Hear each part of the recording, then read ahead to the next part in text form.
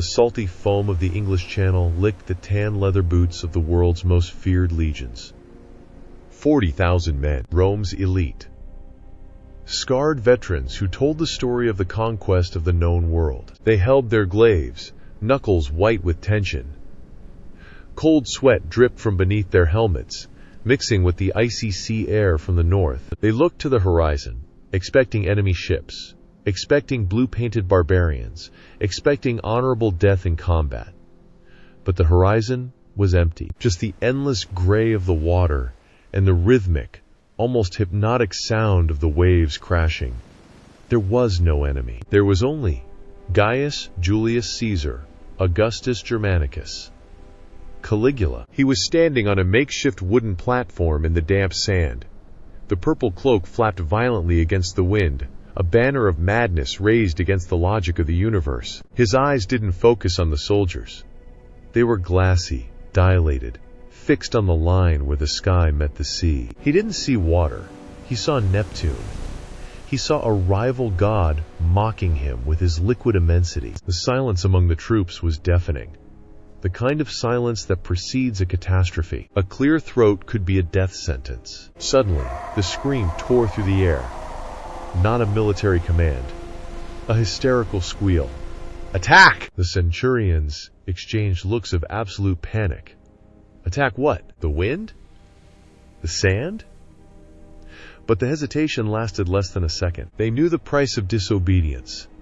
The price was to have your tongue cut out and served for dinner. The price was seeing their families gutted while they were forced to applaud. Then the Roman war machine, the discipline that crushed Carthage and Greece, advanced. Against the water, it was a scene of grotesque humiliation.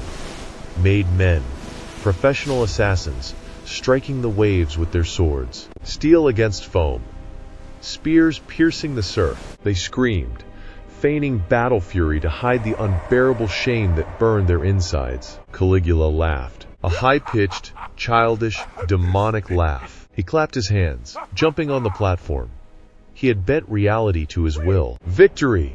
He howled, saliva dripping down his chin. Collect the spoils! The sea will pay tribute to Rome. And there, on the cold beach of Gaul, the empire's elite crouched, not to collect gold, nor the heads of enemy kings, but to fill their helmets with shells, broken shells, damp and dirty with sand. The treasure of a war against nature. That wasn't just crazy. It was the ultimate demonstration of what happens when power meets no resistance. It was the moment when the human psyche, devoid of limits, collapsed in on itself, dragging an empire with it. But how did we reach this abyss? Like Bottinius, the beloved son of the great Germanic general, became the monster that declared war on the ocean? The answer lies not just in one man's biography, but in the anatomy of absolute power. In the beginning, Caligula was the hope. Young, handsome, son of a hero, Rome breathed a sigh of relief after the death of the gloomy Tiberius. But then the fever came, a mysterious illness that cooked his brain months after taking the throne.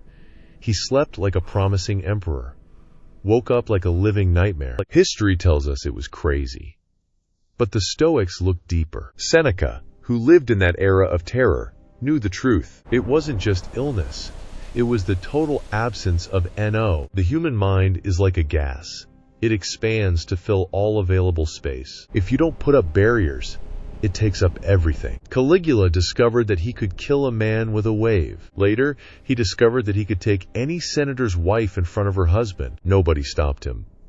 The boredom of omnipotence began to set in. When carnal pleasure was not enough, he sought the intellectual pleasure of humiliation. Remember Incitatus?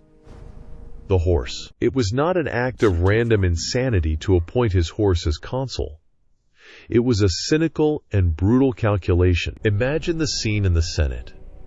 Hundreds of old men, rich and powerful, sitting on white marble. And there, in the center, an animal relieving itself on the sacred ground of Roman politics. Caligula looked at the senators.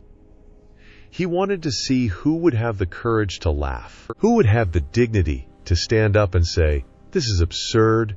Nobody got up. They praised the horse. They brought oats in golden cups to the beast. They lowered themselves to the level of manure to survive another day. Caligula was not mad at this time. He was proving a terrible philosophical point. Most men have no honor, only price and fear. He showed that Roman institutions were a hollow sham, which could be led by an equine if the sword around its neck was sharp enough. This spiral of degradation has not stopped. He needed bigger challenges. He needed to challenge geography itself. He was told, in an ancient prophecy, that he had as much chance of becoming emperor as he had of crossing the Bay of Baiae on horseback. Most would ignore it. Caligula took this as a personal challenge of fate. He ordered hundreds of merchant ships to be confiscated. Ships bringing grain from Egypt. Ships that fed the people. He lined them up, side by side, for 3 miles across the sea. He covered them with earth. He built a road over the water, and he rode, wearing the breastplate of Alexander the Great. As he galloped over the waves, drunk with pride, Rome starved. The price of bread soared. Families died of hunger on the streets of the capital because the emperor wanted to prove that he could walk on water. He didn't see the suffering. He saw only his own divinity. Empathy is the first victim of limitless power. For Caligula, people stopped being human. They were dolls. They were toys that bled when broken. And he loved breaking them to see what was inside. During lavish dinners, he would burst into sudden laughter. When asked why he was so happy, he responded with an icy smile. "I'm laughing because I realize that, with a single snap of my fingers, I can have all of you beheaded right now." The wine went down bitterly in the guests' throats. Fear was the main seasoning of each banquet. But reality always takes its toll. You can attack the sea. You can name horses. You can declare yourself a living god. But you still bleed. Arrogance breeds blindness. Caligula believed he was untouchable. He forgot that fear, when taken to the extreme, turns into desperate hatred. He forgot that humiliating dangerous men is a dangerous game. Cassio Correa, keep this name. He was a tribune of the Praetorian Guard, a war veteran, tough, loyal, but Caligula found it amusing to mock him. He called him effeminate and made obscene gestures whenever Quershrea came to ask for the password for the day. Day after day, drop after drop of poison in a soldier's pride. Caligula thought he was safe behind his divinity. He didn't realize he was sharpening the blade that would kill him. January of the year 41 after Christ. Palatine Games. Caligula decided to use a shortcut, a dark underground passage called the Cryptoporticus, to leave the theater and take a shower and eat. He was sweaty, tired, probably with a headache from his usual hangover. He was alone with his guard nearby.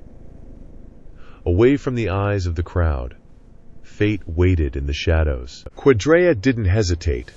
There was no heroic speech.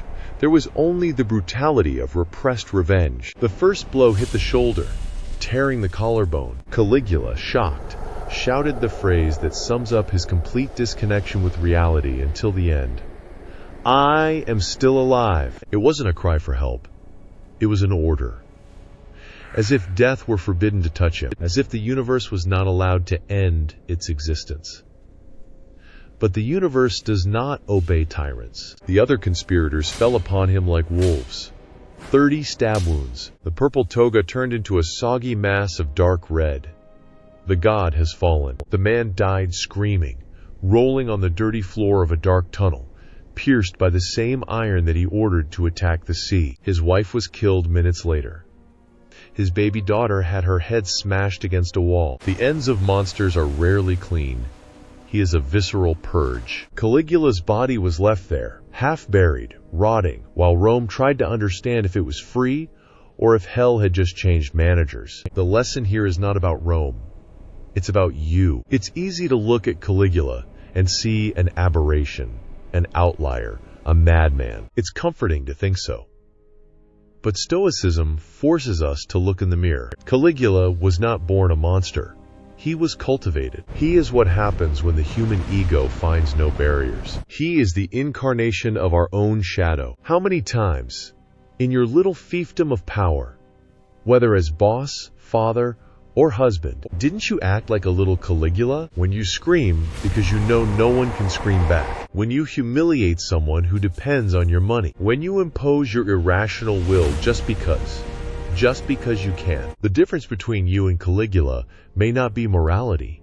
It could just be a lack of opportunity. Give absolute power to a good man and see how long it takes him to start collecting shells and think he owns the ocean. Give anyone complete impunity, and the mask of civility melts. Caligula died because he believed his own lie. He forgot he was mortal. He forgot that every tyrant creates his own assassin. He thought he could live without consequences. And you? Do you live as if your actions have no weight? Do you think you can mistreat the world around you without eventually having the world hit you back in a dark hallway? Tyranny begins with the individual. The madness starts when we stop hearing no. If you don't govern yourself, your demons will rule the world around you until someone forcibly stops you. Now, I want you to be brutally honest. Forget the virtue of facade. Look into the darkest part of your soul. If they gave him gyges, ring, invisibility, total impunity, the power of a Roman emperor tomorrow morning, you would be a Marcus Aurelius, serving the people with wisdom. Or would we discover that there is a little Caligula chained up inside you, dying to come out and break everything? Comment below and confess.